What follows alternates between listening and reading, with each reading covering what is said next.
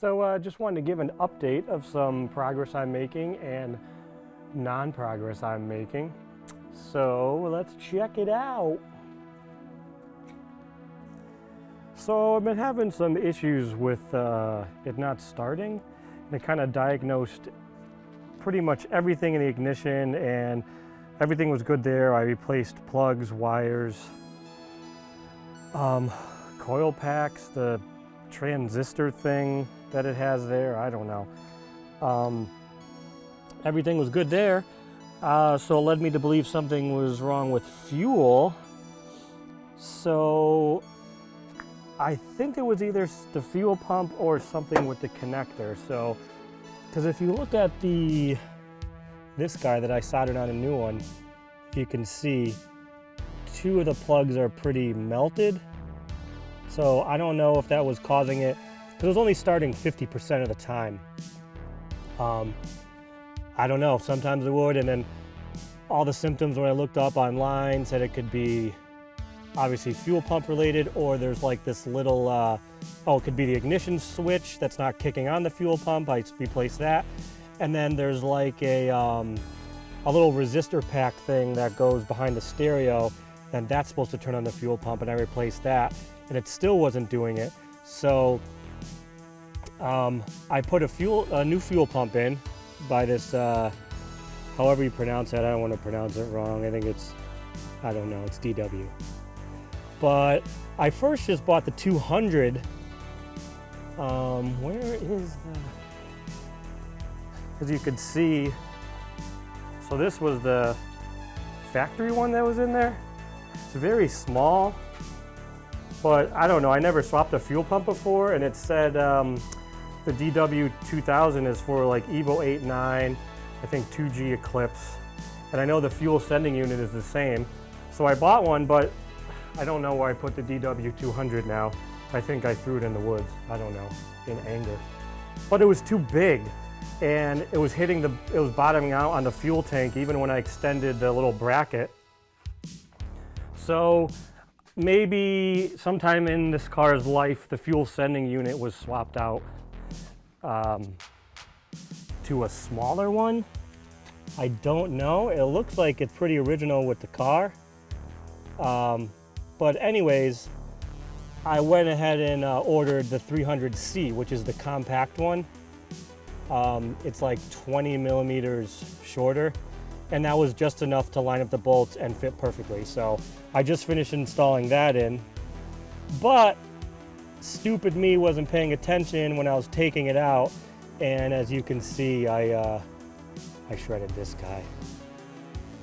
It cut here because I don't know, again, sometime in its previous life, I guess they couldn't get the nut off because it really was difficult. So they cut this back and like rolled it back. I don't know if that's how it comes, and they rolled it back even more to try to finagle it out without unscrewing it and changing the fuel pump or something. I don't know. So I wasn't paying attention when I was just lifting it up and comparing, and I like nicked it. This is like extremely sharp, and I started the car and it sprayed fuel everywhere. So that was awesome. So then I was on the search for finding a replacement, and after researching part numbers in the Mitsubishi catalog, it seems for the Evo 1 and the 2G Eclipse are the same part number, which is like 5410, I believe. So I found a company just making the high pressure fuel line, which is very short. It just starts here, goes underneath, and it connects like right there. I don't know, it's maybe like a foot, not even, a foot and a half. But it's a high pressure line and you have to have the right threads, and I didn't want to research what threads and make my own. So rather just found one that was made, and it was, I ordered one from Mach 5 Motorsports. So hopefully that's all I need now to get the car to start every time. I actually did try to get the one on the other end, but it was, yeah, it's extremely, I don't know how I'm gonna get that off. I'm gonna be struggling with that. But just gotta get that off, replace that one line, and the car should be good. Everything else is connected up. Obviously I didn't test it anything because it's not, the line's not hooked up. but I think that might be the issues for the starting.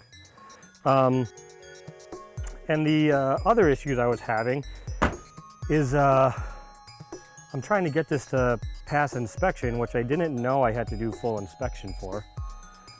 So when I got to the inspection, I thought it was just going to be like a VIN inspection, but apparently they inspect the whole car because it's out of country.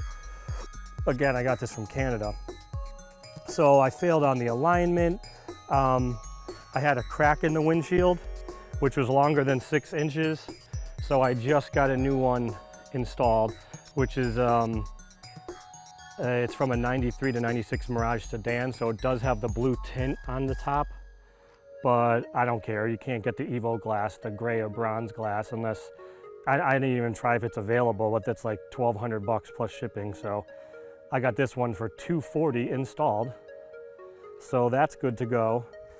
But yeah, when I tried to get a rear end alignment, the nuts to adjust the toe, I believe, have been all stripped out, and like put 2 nuts on there just to hold it.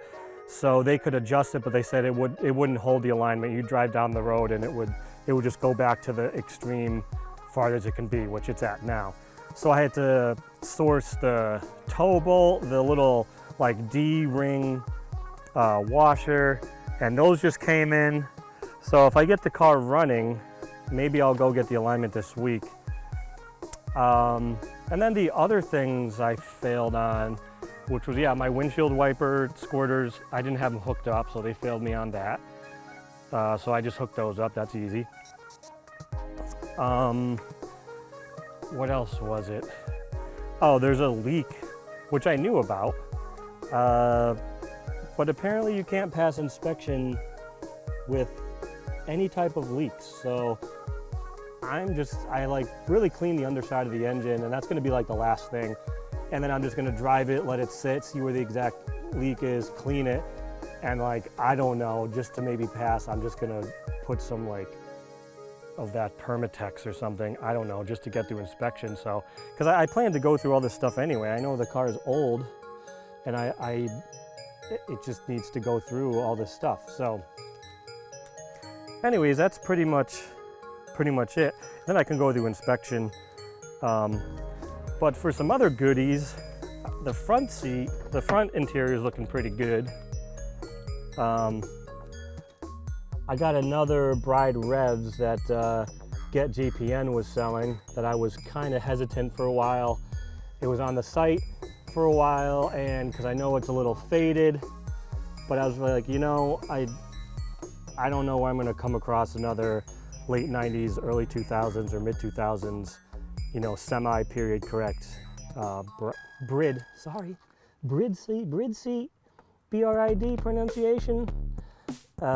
So I just went for it, and I mean, it's not too bad. They look good in there. I put the interior back together, but ripped out the radio because that was having issues too, of it cutting out. So I'm just gonna rewire the whole entire stereo. That's gonna be like later down the road.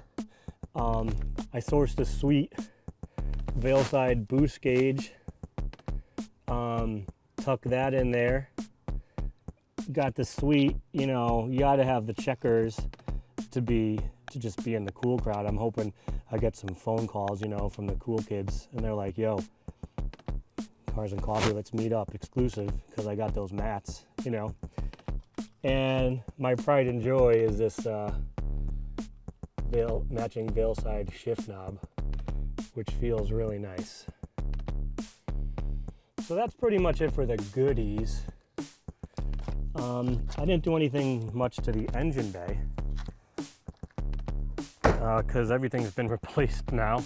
Just needs to be cleaned up. But that's it for the small update. Let's get a front shot. Just oh, and the P10 right there too, sitting there, which I'm going to be selling soon. So hit me up if you're interested. I can give you more details. I just have to put all new brake pads and rotors, and that's pretty much it. Then it's ready to sell. But that's it for now. I'll see you guys later. I'm gonna do this thing.